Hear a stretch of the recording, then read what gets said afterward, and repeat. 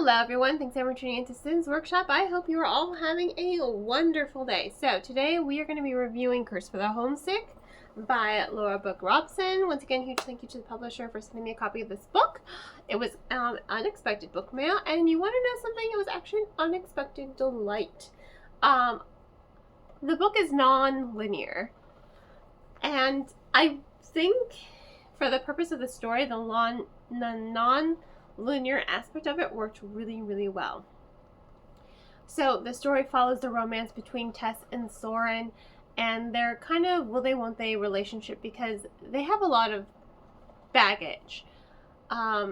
They grow up on the island of Stenland, and on this island it is, well known that every generation 3 women are afflicted with the Skeld curse. So what that is they wake up with marks on their face, and it happens to women, but they wake up with marks on their face, and for 3 months and they basically cannot look anyone in the eye because then they will petrify them. They will basically turn them to stone. One morning when Tess was a kid, her mother forgot to look at the mirror, and she ended up petrifying both Soren's mom and dad. Obviously, she went to prison for 3 months because she just forgot, and she's kind of haunted by that aspect. But once it's all said and done, her mother just kind of ups and leaves. Leaves her father, and says, I kind of don't want to have anything to do with the island. And I think for the story's purposes, the curse, while it does have a historical aspect to this mythical island, it's more of a protective to protect the island from invaders. I think for the women it is an allegory for their place in society. How women tend to feel trapped by domesticity. They don't know how to not feel trapped by the domestic roles that are often, kind of labeled on women. You're stuck here, you're going to be a wife, and you're going to be a mother, and that's about it. But for Tess, it goes deeper. I think it goes a little deeper for her, to the point where she just doesn't want to hurt Soren. She loves him. She's been in love with him all her life, and he's been in love with her all his life. So there's this fear. There's this fear that they're not meant to be together, but they are meant to be together. And there's this fear that she's going to hurt him, like her mother hurt her father, because her mother wrote a whole book on the whole experience. Like I said, the world knows about the cursed. She writes a whole book, and then in a sense Tess is just like, oh, so we were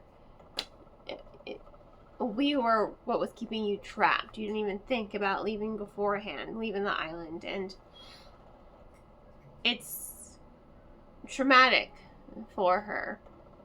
For one, just to have her mother have been in that position, and 2, for her mother to leave, and then 3, to find herself kind of not really resenting her mother, but connecting with her. She's like, I need to leave this island too. Like, I can't be on this island. I don't want to be in that role. So there's a lot of strain and push and pull between her and Soren, which does lend a lot to the development of their relationship, because they do talk about their feelings. And at some point he does try.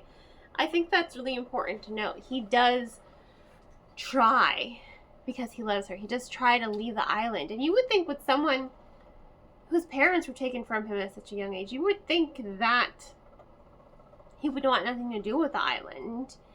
But it is his home. It's his community. And that sense of community and homeness for him is more important than the pain. Like, all the happy moments outweigh the pain. And I think she sees that Soren does not want to just put her into a role. He just wants to be with her. He loves her. He is willing to do what he needs to do to be with her.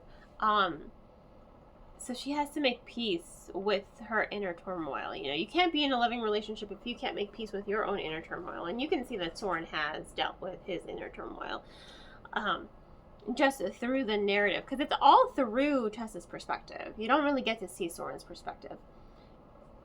You just learn from him through his relationship with her and how she views their relationship. And she's always the one to be leaving. She's the one who's always leaving him, because she can't just rectify the past with the present. She can't just kind of let go of the pain. She can't let go of the curse, even when she does end up getting afflicted with the curse herself and having to live in isolation. There's a lot of going on. There's a lot of depth to the relationship. There's a lot of depth to the story. And I think it's really, really interesting to read. And I like the non-linear aspect, because you're following them as kids and then as teenagers and going to from present day to past, and then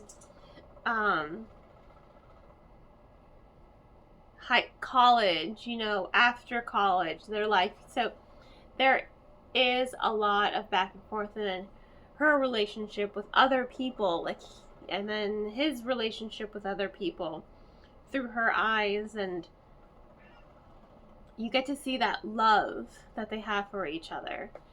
And it doesn't even feel like toxic either. It doesn't feel toxic. You would think a relationship such as theirs should feel toxic, but it's not, because it's her fear that's holding her back. And he doesn't push her to do anything. He's just there by her side. He's constantly, like I said, she's the one that's always leaving. She's the one that's always pulling away.